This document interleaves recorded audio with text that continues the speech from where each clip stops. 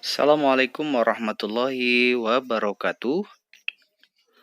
Untuk latihan ketiga menjadi insan kamil, menjadi manusia di atas rata-rata, kita akan mengenalkan tentang kekuatan fokus dalam hidup kita.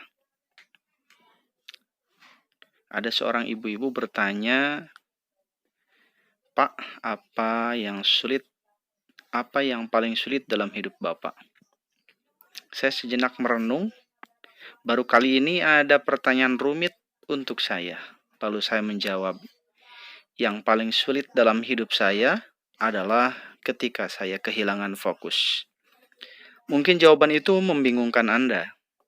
Namun jika kita mau merenung lebih dalam lagi, kita akan menemukan jawaban yang sama, ibarat seorang pelari yang berlari, namun tak pernah sampai di garis finish. Kekuatan fokus bisa membuat kita seakan-akan memiliki energi yang lebih besar dari sebelumnya.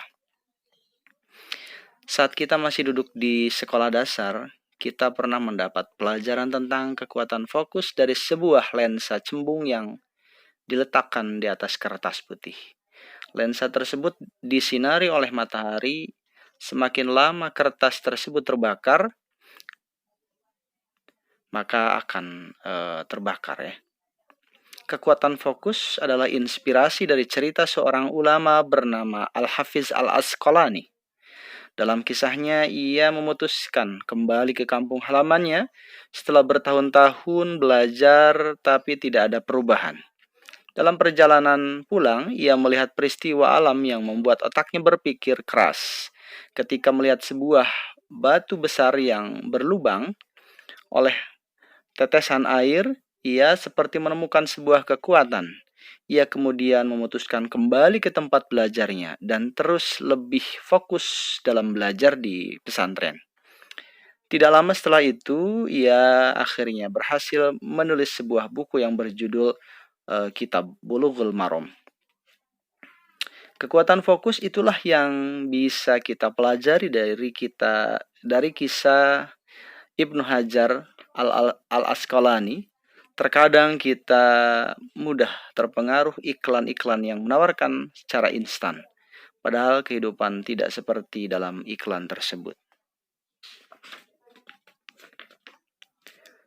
Kemudian saya ingin berbagi tips bagaimana kita menjadi pribadi yang memiliki kekuatan fokus dalam hidup.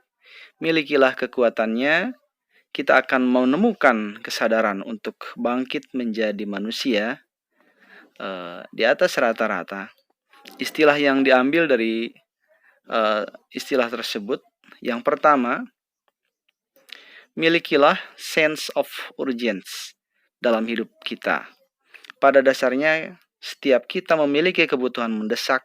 Kebutuhan dan keinginan pada dasarnya dua hal yang berbeda dan bertolak belakang. Saya ingin memberikan gambaran lebih jelas tentang ini. Anda pergi ke sebuah mall. Di sana ada sebuah undian untuk mendapatkan mobil mewah Jaguar. Anda mengikuti undian tersebut. Setelah beberapa jam, hasil undian diumumkan dan yang mendapatkan undian itu ternyata bukan Anda. Pertanyaan saya, apakah Anda sedih atau bersalah karena tidak mendapatkannya? Tentu tidak. Itulah yang saya sebut keinginan. Ketika Anda pulang dari mall tersebut, ibu Anda yang sedang sakit meminta berobat, sementara Anda tidak memiliki cukup uang. Anda tentu sedih saat itu. Itulah yang disebut kebutuhan. Yang kedua, buatlah prioritas dalam target kita. Target kita terkadang kita kesulitan menentukan target utama dalam hidup kita. Buatlah target paling utama untuk membantu kita menemukan kemudahan dalam menjalankan fokus hidup kita. Membuat prioritas mempermudah kita berfokus. Jika Anda memiliki beberapa target, berikanlah tanda bintang. Jumlah bintang menunjukkan prioritas seperti di bawah ini. Misalkan target kita untuk bayar utang bintangnya ada 5, membeli kendaraan target bintangnya ada 3, berobat untuk orang tua targetnya ada 8 misalkan, seperti itu. Kemudian yang ketiga, berbagilah dengan tim Anda. Kita tidak pernah benar-benar mendapatkan kesuksesan sendiri. Pada kenyataannya, selalu membutuhkan sebuah tim yang hebat untuk mendapatkan kesuksesan. Memang, tim yang hebat juga terdiri dari orang-orang hebat. Tim kita akan mengingatkan ketika kita mulai menyerah. Selanjutnya yang keempat, jadikan impian adalah lebih rasional dan nyata. Terkadang kita membangun impian yang abstrak. Sekarang sadarlah, jadikan mimpi Anda masuk akal. Anda bermimpi memiliki sebuah showroom mobil, namun Anda lupa memimpikan punya mobil itu sendiri yang benar-benar Anda butuhkan.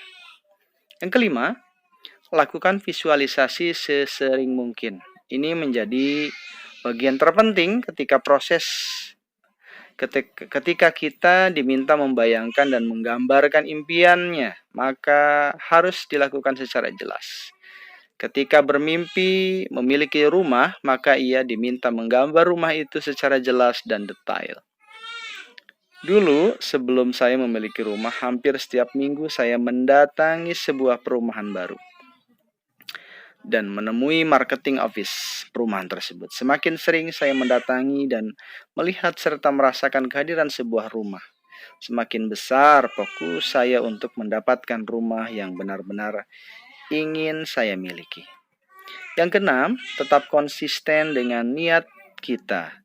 Terkadang kita memiliki impian besar, tapi tidak bisa melalui secara konsisten jalan untuk mendapatkannya. Konsisten istiqomah adalah bagian yang fundamental dalam mencapai fokus Anda. Anda bisa belajar konsisten dari cermin cembung yang membakar kertas dengan sinar matahari. Cermin cembung itu tidak membakar kertas secara langsung. Ia perlu berfokus pada satu titik untuk membakar kertas. Yang terakhir adalah afirmasi. Afirmasi yang kita lakukan di kesempatan yang ketiga ini adalah saya akan berfokus kepada hidup saya. Saya akan konsisten dalam hidup saya. Terima kasih. Itulah yang dapat disampaikan. Diakhiri dengan wassalamualaikum warahmatullahi wabarakatuh.